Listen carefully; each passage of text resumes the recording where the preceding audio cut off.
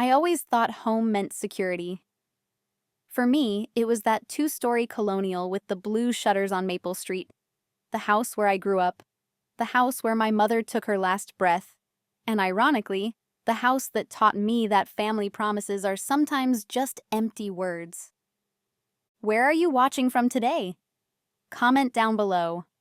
Mom died 6 years ago. Pancreatic cancer. It was quick and brutal. And in those final days, as we sat together in the sunroom watching the birds at the feeder, she made Dad promise something. Make sure Sarah always has a home. I remember him nodding, tears in his eyes, squeezing her hand. This house will always be hers, he said. She'll never have to worry. I believed him. That was my first mistake. After Mom died, Dad struggled. He'd never paid a bill or done laundry in 35 years of marriage. I was 28, had a decent job at a marketing firm downtown, and had been saving for my own place. But Dad needed me, and Mom would have wanted me to help him. So I moved back home, telling myself it would just be for a few months. Those months turned into years. I took over the mortgage payments when Dad admitted he was behind. $1,850 a month out of my salary that could have gone toward my own future. I didn't mind, though. This was my childhood home, and someday, according to Dad, it would be mine. Just helping you protect your inheritance, he'd say whenever I paid a property tax bill or hired someone to fix the leaky roof. My brother Mark lived 2 hours away with his wife and kids. He visited maybe 3 times a year, usually when he needed money or wanted to store something in our basement. He and Dad had always been close in that stereotypical father-son way. Fishing trips, football games, beers on the deck. I was Mom's daughter. After she died, Dad and I developed a functional relationship, not close but comfortable enough. I thought we understood each other. Last Thanksgiving, everything changed. I had spent the entire day cooking turkey, stuffing, 3 different pies because everyone in our family wants something different. Mark and his family arrived late as usual. His wife, Denise, immediately started complaining about the traffic while their kids ran wild through the house. Dad beamed when they walked in, like the sun had finally risen on his day. Dinner was normal enough. Dad asked Mark about his job selling medical equipment, nodding with exaggerated interest at every word. Mark complained about his boss, his commute, how hard it was to make ends meet with 3 kids. I noticed Denise was wearing new diamond earrings but kept that observation to myself. "How's the house hunting going?" Dad asked Mark between bites of mashed potatoes. I perked up at this. Mark had mentioned wanting to move to a bigger house, but I didn't realize they were actively looking. Mark and Dad exchanged a look I couldn't quite interpret. "Well, actually," Mark said, setting down his fork, "we might have something worked out." That's when Dad cleared his throat and set off the bomb that would destroy everything I thought I knew about my future. "Sarah, I've been meaning to talk to you about something important." He wouldn't meet my eyes, focusing instead on his plate. "I've been thinking about my estate planning and, well, I've made some decisions." The room felt suddenly quiet, even though the kids were still making noise at the far end of the table. "I've decided to transfer the deed of the house to Mark." I stared at him, fork suspended halfway to my mouth. "What?" "It makes the most sense," Dad continued, still not looking at me. "Mark has a family, 3 growing kids. They need the space. They need the stability." "But I started, my voice catching. "I've been paying the mortgage for 5 years." "And we appreciate that," Dad said quickly. "You've been a good daughter, but you're single, focused on your career. You don't need a house this size." Mark was watching me with this strange little smile.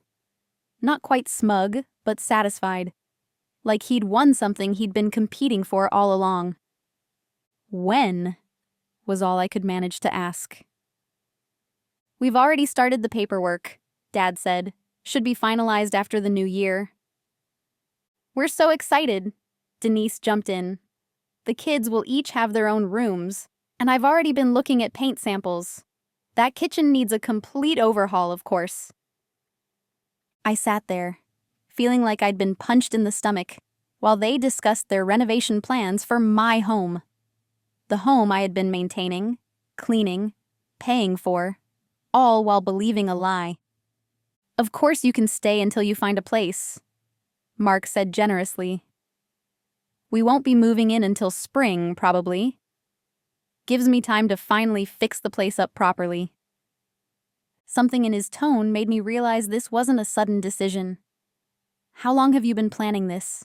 I asked quietly. Another look between them. Dad shifted uncomfortably. We've been discussing it for about 6 months, Mark admitted. Had to make sure everything was in order financially. 6 months. For 6 months, I had been writing mortgage checks for a house that Dad was planning to give away.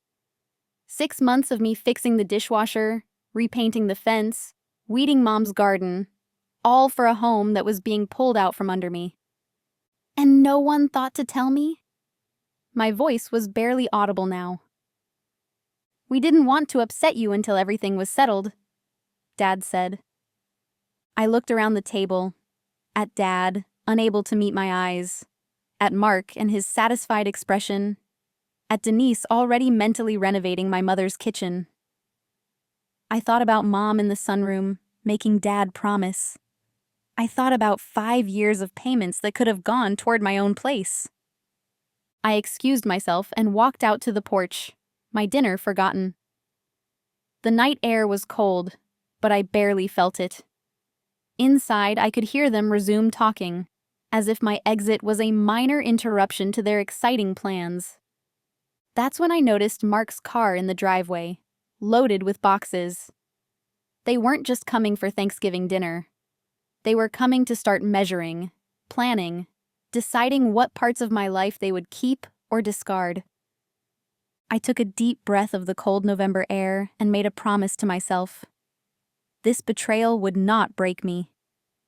If they wanted the house so badly, they could have it, and everything that came with it, including the mortgage I'd been faithfully paying all these years.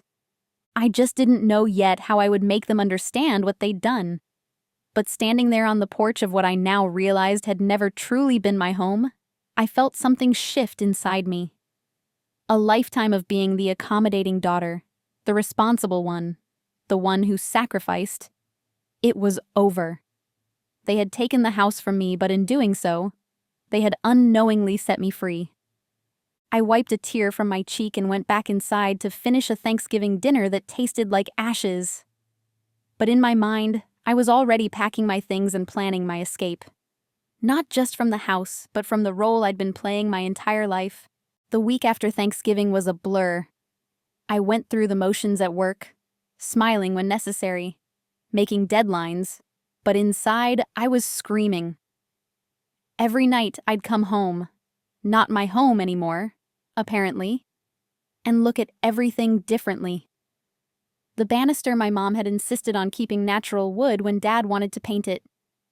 The window seat where I'd read books as a child.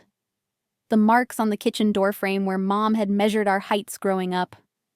All of it being handed to Mark, who hadn't lived here in over a decade. Dad tried to act normal, as if he hadn't just pulled the rug out from under my entire life. He'd watch his game shows in the evening, ask about my day, offer me leftovers. I kept my responses short, civil. I wasn't ready to talk about it yet, not until I understood why. That Sunday, Dad invited Mark and his family over for dinner again. To discuss the transition, he said, like we were talking about a business merger instead of my life. I almost refused to join them, but I wanted answers. I needed to hear exactly how they justified this. Mark arrived without his kids this time, just Denise trailing behind him with a binder full of home renovation magazines. They sat at the dining room table, the same one where they'd dropped their bombshell days earlier, and spread out papers. Floor plans, paint swatches, Contractor quotes. We're thinking of knocking out this wall, Mark said, pointing to the one separating the kitchen and dining room. Create an open concept. Your mother loved that wall, Dad said mildly, but then shrugged. But times change, I suppose. I sat silently, watching them dismantle my home before they even owned it. Finally, I couldn't take it anymore. Can we talk about what's actually happening here? I asked. Dad, you promised Mom this house would be mine. I've been paying the mortgage for 5 years. Why are you giving it to Mark? The room went quiet. Dad looked uncomfortable, shifting in his chair. Mark and Denise exchanged glances. Sarah, Dad began, his voice taking on that patronizing tone he used when explaining something he thought was obvious. You have to understand the realities of family obligations. Mark has 3 children to consider. And I've been considering you for the past 5 years, I countered. Paying your mortgage, fixing this place up, taking care of you. Which we appreciate, Mark jumped in. But let's be honest, sis. You're doing great in your career. You can afford your own place. I've got 3 college tuitions to save for. Maybe you should have thought about that before buying a new boat last summer, I shot back. Mark's face darkened. That's not fair. I work hard for what I have. And I don't? I could feel my voice rising, but I couldn't stop it. I've put my entire life on hold, dumped my savings into this house, all because Dad promised.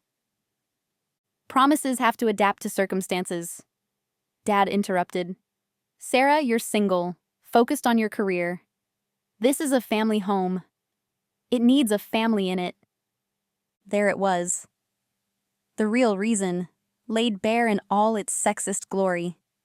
Because I hadn't married and produced grandchildren, I didn't deserve the home I'd been maintaining and paying for.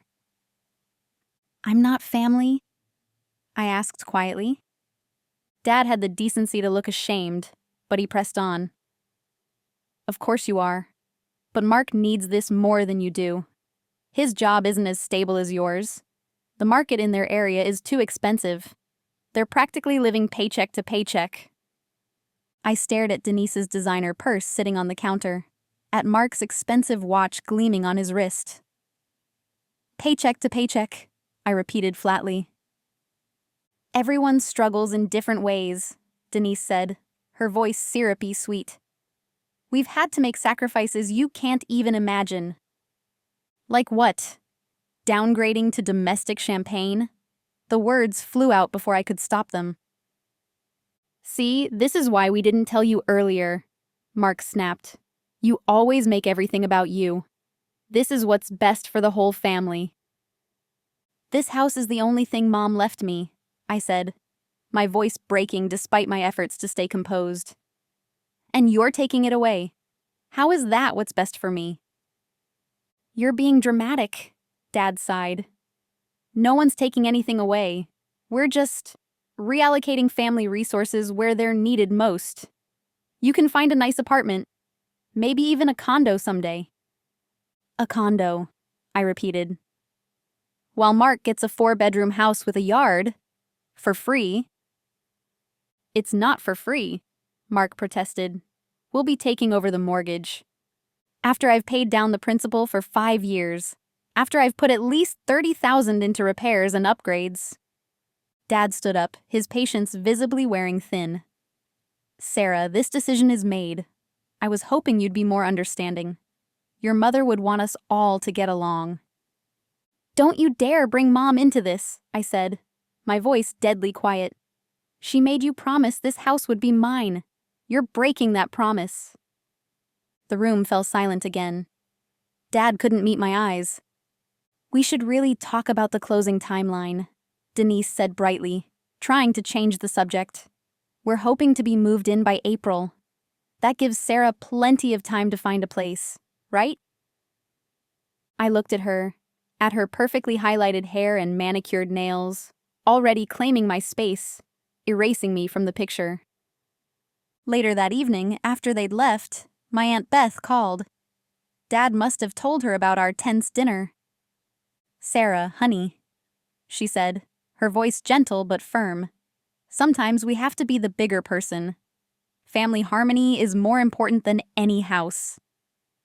It's not just a house, I said. It's my home. It's everything Mom left me. I know, dear. But your father has made his decision, and fighting it will only cause more pain. Mark has always been, well, you know how your father dotes on him. Those two have always stuck together. So I should just roll over and accept it? Give up everything I've invested? Sometimes being the adult means accepting that life isn't fair, she said, especially for women in this family. After we hung up, I sat in the kitchen, Mom's kitchen, and let her words sink in. The men in this family have always stuck together. It wasn't just about the house. It was about my place in this family. Always second. Always expected to sacrifice. Always the reliable one who got taken for granted. I realized then that nothing I could say would change their minds. The betrayal wasn't just about the house. It was about seeing, finally and completely, who I really was to them. A convenience, not a priority. That night, I made a decision. If they saw me as nothing more than a tenant, then a tenant I would be. And tenants have options that daughters don't. The Monday after our family discussion, I called in sick to work for the first time in 3 years. I needed space to think, to plan. I sat at the kitchen table with a cup of coffee, staring at the monthly budget I'd maintained since moving back home. 5 years of mortgage payments at $1,850 a month. Property taxes, insurance, the new water heater last spring, the roof repairs after that big storm 2 years ago. All told, I'd put over $130,000 into a house that was being handed to my brother. I called a lawyer. Not a family friend, but someone with no connection to us. I explained the situation, hoping there might be some legal recourse. There wasn't. "Do you have anything in writing?" the lawyer asked. "Any formal agreement about your mortgage payments or promise of inheritance?" I didn't. Just my mother's deathbed wish and my father's verbal promise. Legally worthless. "What about the improvements you've made to the property? Any written agreement that you'd be compensated?" Again, nothing. I'd taken my father at his word, operated on trust, believing I was investing in my own future. "I'm sorry," the lawyer said. "Without documentation, this falls under the category of family gifts. You have no legal claim to the house or reimbursement." I hung up feeling even more defeated. I'd been naive, trusting my family when I should have protected myself. The law wouldn't help me. I was on my own. That evening, Dad came home from his weekly bridge game and found me sitting in the dark living room. "Everything okay, sweetheart?" he asked, flipping on the light. "No," I said simply. "Nothing is okay." He sighed heavily, lowering himself into his recliner. "I know you're upset about the house, but you'll see. This is for the best." "For whom?" I asked. "Not for me." "Sarah, you're 34 years old. It's time you had your own place anyway, not living with your old dad. Maybe this is the push you need to move forward with your life." The irony was staggering. For years, he'd insisted he needed me here. Now suddenly he was framing my impending homelessness as some kind of favor. "So what happens with the mortgage?" I asked. "What do you mean?" "I've been paying it. Once the deed transfers to Mark, will he take over the payments immediately?" Dad shifted uncomfortably. "Well, that's something we need to discuss. Mark's a bit stretched financially right now with the kids' activities and some credit card debt. He's asked if you could keep covering the payments until they move in. Just for a few months?" I stared at him, unable to believe what I was hearing. "You want me to keep paying the mortgage on a house that's no longer mine?" "Just until April," Dad said, as if that made it reasonable. "Mark will reimburse you eventually, of course." Like he reimbursed me for the roof? Or the water heater? Or the 5 years I've already paid? Dad's expression hardened. I thought you'd be more understanding. This is about family. No, I said, standing up. This is about exploitation. Mark gets the house, and I get the bills. That's not family. That's being used. I went to my room and closed the door, leaning against it as tears finally came. I'd spent years of my life and most of my savings on this house, believing my father's promises. Now I had nothing to show for it except the expectation that I'd continue to pay for my own disinheritance. The next day, Mark's wife Denise came over while Dad was out. She didn't call first, just showed up with her interior designer, a thin woman with severe glasses and an iPad. "Oh, Sarah, you're home," Denise said, sounding disappointed to find me in my own house. "We're just doing some measurements for the renovation. You don't mind, do you?" Before I could answer, they were walking through the living room, discussing knocking down walls and replacing the hardwood floors my mother had loved. "These will have to go," the designer said, pointing to the built-in bookshelves where my mother's collection of classics still sat. "They make the room look so dated." "And we're thinking a more open-concept kitchen," Denise added, ignoring me completely. "Oh, and this is going to be our master suite." She pointed to my bedroom. I stood silently, watching them plan the erasure of my life and my mother's memory. When they started discussing paint colors for my bedroom, something neutral to brighten the space, I'd had enough. "I'm still living here," I said quietly. Denise turned, as if just remembering I was there. "Of course, for now. But we need to plan ahead. Mark says we'll be closing in January and moving in around April, so we need to get contractors lined up." "So I have until April to find a new place?" I asked, wanting confirmation of my expiration date. "Unless you find something sooner," Denise said with a smile that didn't reach her eyes. "But don't rush on our account. We want this transition to be smooth for everyone." Later that week, I met with a financial advisor. I laid out my situation bluntly. 5 years of mortgage payments, no savings left, and a need to find new housing quickly. "The first thing we need to do is stop the bleeding," she advised. "You're paying a mortgage on a house that won't be yours. That needs to end immediately." "But my father and brother expect me to keep paying until April," I explained. "And what do you get in return for those payments?" "Nothing," I admitted.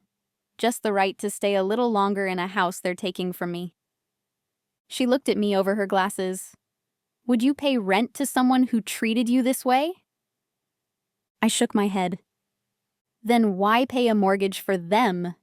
You need to prioritize your future now." She helped me create a new budget, one that focused on building an emergency fund and saving for a deposit on my own place. But it only worked if I stopped paying the mortgage immediately. That night, I made the hardest decision of my life. I moved my direct deposit for the mortgage to a new savings account. The next payment would be due in 2 weeks, and for the first time in 5 years, it wouldn't be coming from me. I didn't tell Dad or Mark what I'd done. Instead, I began quietly preparing for my exit.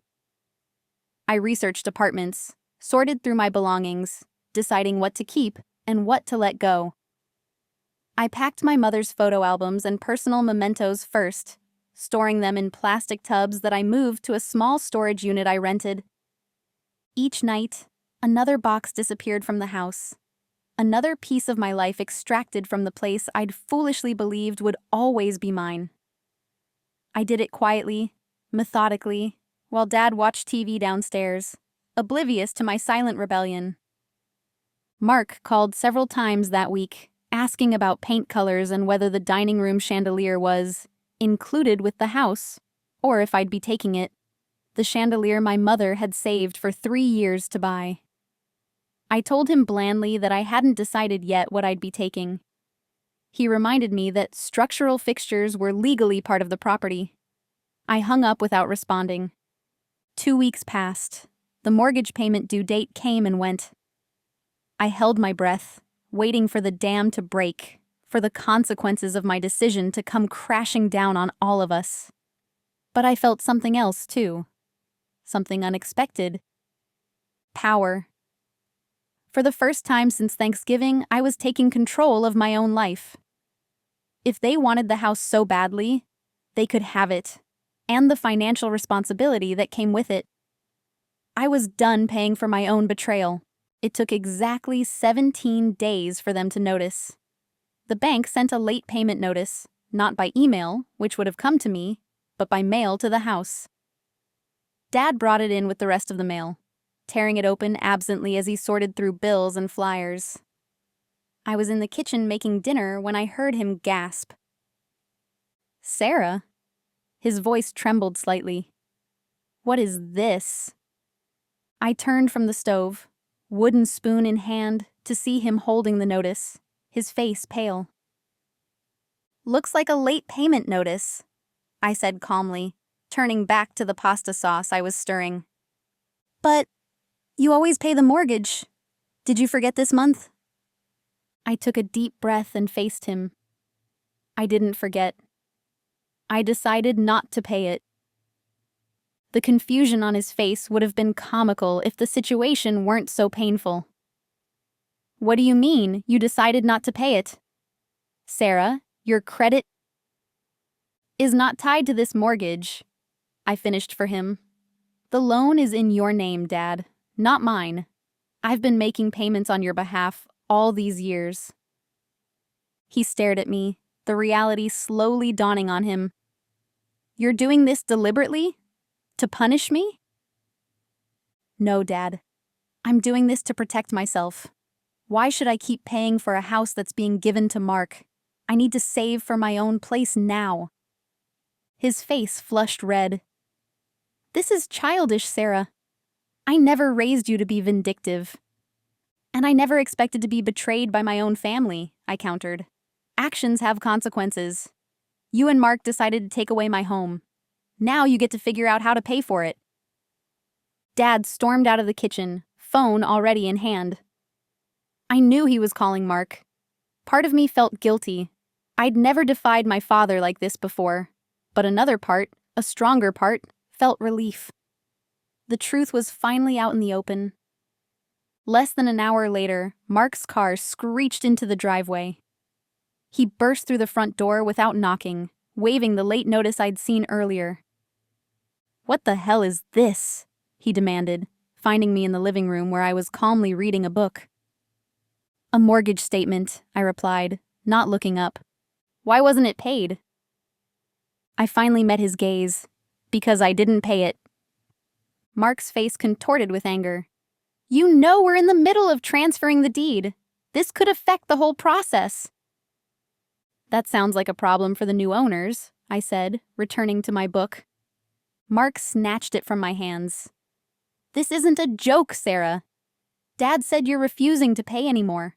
What kind of game are you playing?"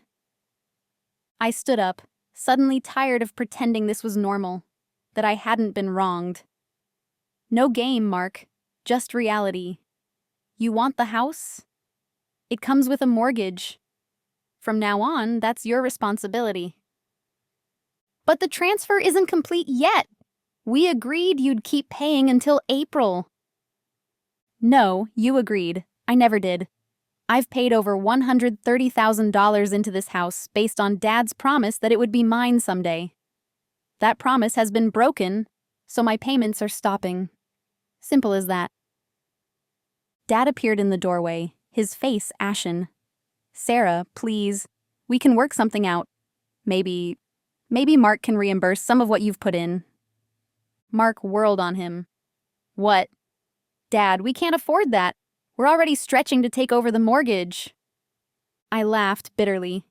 "Yet you can afford a complete renovation, new furniture, that luxury cruise you booked for spring break." Mark had the grace to look embarrassed, but only for a moment. "Those are different budgets. And anyway, we have 3 kids to support. And I have a future to protect, I shot back. One that no longer includes carrying this family financially while getting nothing in return. The argument escalated from there, voices rising, old hurts surfacing, Dad trying to mediate, then taking Mark's side, then looking lost as he realized the depth of my resolve. "I'll sue you!" Mark finally shouted, his face red with anger. "For what?" I asked calmly. "Stopping a voluntary payment I have no legal obligation to make? Go ahead. My lawyer will be thrilled to take your money." That was a bluff. I hadn't retained a lawyer. But Mark didn't know that. He stormed out, slamming the door so hard a family photo fell from the wall and cracked. Fitting, I thought. 3 days later, Dad suffered a mild heart attack. The doctor called it stress-induced and told him to avoid conflict. My Aunt Beth called me at work, her voice tight with accusation. "Your father is in the hospital because of this house nonsense," she said without preamble. "Are you satisfied now?" The guilt hit me like a physical blow. Is he okay? He will be. No thanks to you. Mark is with him now. You need to make this right, Sarah. Pay the mortgage, smooth things over. Your stubbornness is tearing this family apart. I gripped the phone tightly. My stubbornness? They're taking away my home, Aunt Beth. The home I've been paying for. The only thing Mom wanted me to have. Her voice softened slightly. I know it's unfair, sweetheart, but your father's health is at stake now. Is this house worth that? After we hung up, I sat at my desk, unable to focus on work. Was I being selfish? Was the house worth my father's health, my relationship with my family? I visited Dad in the hospital that evening. He looked small in the hospital bed, tubes and monitors attached to him. Mark was there, of course, sitting by the bed like a dutiful son. He barely acknowledged me when I walked in. "How are you feeling, Dad?" I asked softly. "Been better," he replied weakly. "Doctors say I need to avoid stress." The implied accusation hung in the air between us. "I'm sorry you're going through this," I said, and meant it. Despite everything, I loved my father. I didn't want him to suffer. "The house," he said, his voice barely above a whisper. "Sarah, please, for my sake, just keep things as they are for now." Mark watched me, eyes narrowed, waiting to see if I would cave. This was emotional manipulation at its finest, using Dad's health to force me back into line. I took Dad's hand. "I love you," I said. "And I'll always be your daughter, but I need to take care of myself now. Mark needs to start making the mortgage payments." "We can't afford," Mark began, but I cut him off. "Then you can't afford the house," I said simply. "That's how homeownership works." Dad closed his eyes, a tear sliding down his cheek. "Your mother would be so disappointed." Those words cut deeper than any others. I stood up, hands shaking. "Mom wanted me to have the house. She made you promise. If anyone would be disappointed, it would be her, in both of you." I left the hospital room with Mark calling after me, saying I was heartless, selfish, that I'd never been a real part of the family anyway. Each word was a knife, but I kept walking. When I got home, I found my grandmother waiting on the porch. At 87, she rarely left her assisted living facility, so her presence shocked me. "Grandma? What are you doing here?" She patted the step beside her. "Sit with me, Sarah. I need to tell you something." I sat, and she took my hand in her gnarled one. "Your aunt called me about your father, about the house." I braced myself for more guilt, more manipulation. "You did the right thing," she said instead. I blinked in surprise. "You think so?" She nodded slowly. "The men in this family have always been takers. Your grandfather was the same way with your Aunt Judy, promised her the family business, then gave it to your Uncle George instead." "I didn't know that," I said. "Of course not. We don't talk about it. Just like we don't talk about how your father always favored Mark, or how your mother tried to balance things out. Some patterns repeat until someone has the courage to break them." She squeezed my hand. "Don't let them make you doubt yourself. This house was supposed to be yours. They broke that promise. Now they can deal with the consequences." As the sun set, we sat together on the porch of the house that was slipping away from me. But for the first time since Thanksgiving, I felt at peace with my decision. The bank would send more notices. There would be more arguments, more guilt, more accusations. But I was done being the family doormat. Whatever happened next, I would face it knowing I had finally stood up for myself. The next 6 weeks passed in a blur of activity. I found a real estate agent who specialized in condos in the downtown area and spent weekends touring properties. After viewing 11 different units, I found the one, a 2-bedroom condo in a converted historic building with high ceilings, hardwood floors, and windows that flooded the space with light. It was smaller than the house, but it was mine, or it would be once I signed the papers. Meanwhile, the bank sent increasingly urgent notices about the mortgage. I watched as they piled up on Dad's desk, unopened. He'd been released from the hospital after 3 days and was physically recovering well, but our relationship had fractured in ways I wasn't sure could be repaired. We existed in the same space like ghosts, passing without speaking, the weight of unresolved conflict hanging between us. Mark called almost daily, his messages evolving from angry threats to desperate pleas as the reality of the situation sank in. Without my income supplementing Dad's retirement, the mortgage couldn't be paid. The bank wouldn't approve a loan modification with the property in the middle of a transfer. The perfect plan was crumbling, and Mark couldn't understand why I wouldn't sacrifice myself to fix it. "Just 3 more months," he begged in his latest voicemail. "Then we can sell the house and pay you back everything you've put in." The final notice from the bank arrived. Foreclosure proceedings would begin in 30 days if the outstanding payments weren't received. That same day, I signed the contract for my condo, putting down every penny of the savings I'd accumulated since stopping the mortgage payments. My new home would be ready in 3 weeks. That evening, I started packing openly, no longer bothering to hide boxes or move things out secretly. Dad watched from the doorway of my bedroom as I wrapped Mom's china in bubble wrap. "So you're really leaving," he said quietly. "Yes." I placed the wrapped plates carefully in a box. "And the house?" I stopped what I was doing and faced him. "The house is going into foreclosure unless you and Mark come up with the payments." He leaned against the doorframe, suddenly looking every one of his 72 years. "We can't. Mark's tried everything, refinancing, loans. His credit isn't good enough." "I'm sorry to hear that," I said, and part of me genuinely was. Despite everything, I didn't want my father to suffer. "You know, this will affect my credit too," he said.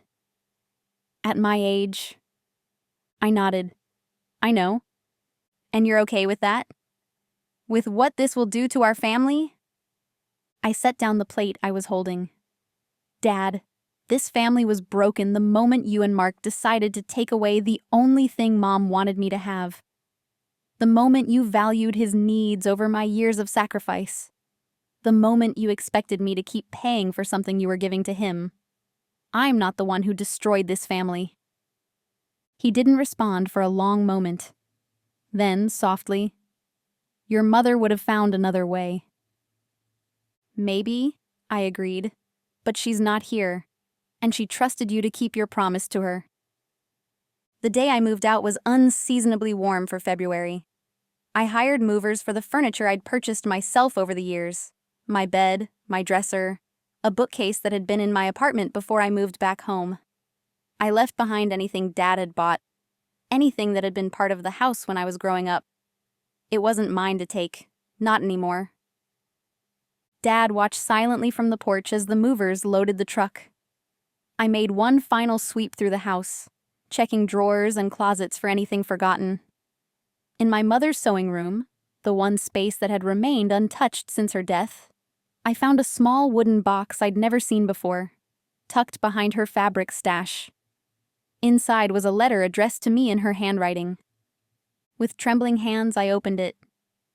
The date at the top was 3 weeks before she died.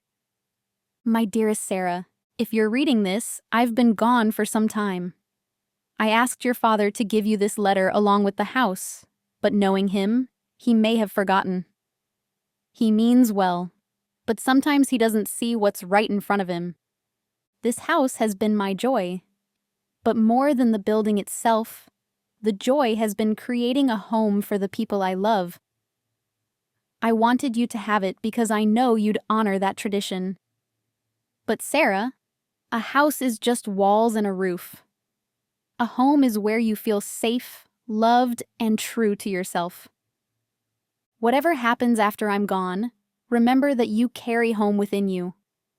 If the day comes when this house no longer feels like home, don't be afraid to create a new one. Your strength has always been your ability to build something beautiful, where others see only empty space. All my love, Mom. Tears streamed down my face as I carefully folded the letter and placed it in my purse. It was as if she had somehow known, had tried to prepare me for this moment. I took one last look around the sewing room, saying a silent goodbye to the home I had loved, the mother I had lost. When I walked out the front door for the last time, Dad was still on the porch. I handed him my house key. "The movers are done," I said. "I'll follow them to the condo." "Sarah," he said, his voice breaking. "I'm sorry. For everything."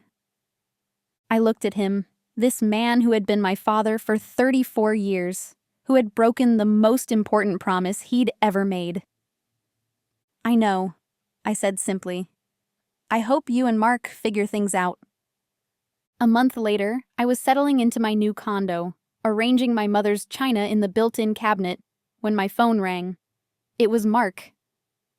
"The bank is selling the house at auction next week," he said without preamble. "Dad's moving in with us temporarily. Our apartment only has 3 bedrooms. The kids are going to have to share." I waited, sensing there was more. "We could still stop this," he continued. "If you'd reconsider helping with the payments." "No, Mark," I interrupted firmly. "That chapter of my life is closed. You're really going to let strangers buy our family home? Just like that?" "It stopped being our family home the day you and Dad decided to take it from me," I said. "I've made my peace with that. Now, you need to make yours." After we hung up, I walked to my balcony overlooking the city park. Spring was coming. I could see tiny buds forming on the trees. A new season. A new beginning. A week later, I received a text from Aunt Beth. The house had sold at auction for less than its market value. Mark and his family had moved into a rental apartment that was smaller than my condo. Dad was sleeping on their couch and talking about moving to a retirement community. She didn't ask how I felt about it, and I didn't offer. Another month passed. I hosted a housewarming party in my new place, inviting friends from work, my grandmother, and a few cousins who had reached out after hearing what happened. The condo was filled with laughter, music, and the warm sense of home-cooked food. As I poured wine for my guests, I caught my reflection in the window and realized I was smiling, really smiling, for the first time in months. Later that evening, after everyone had left, I sat alone in my living room, Mom's letter in my hands. "You carry home within you," she had written. How right she had been. My phone buzzed with a text from Dad. It was the first contact we'd had in weeks. "I hope you're doing well. Mark and the family are struggling. I'm moving to Sunny Pines next month. Could we talk soon? I miss you." I set the phone aside without responding. Perhaps someday we would rebuild what had been broken. Perhaps not. But that decision would be mine to make, on my terms, when I was ready. For now, I was content in the home I had created for myself. One that couldn't be given away, one that truly belonged to me. A home built not just of walls and furnishings, but of self-respect, boundaries, and the courage to stand up for myself. For the first time in my life, I had a home that was truly mine, one they could never take away.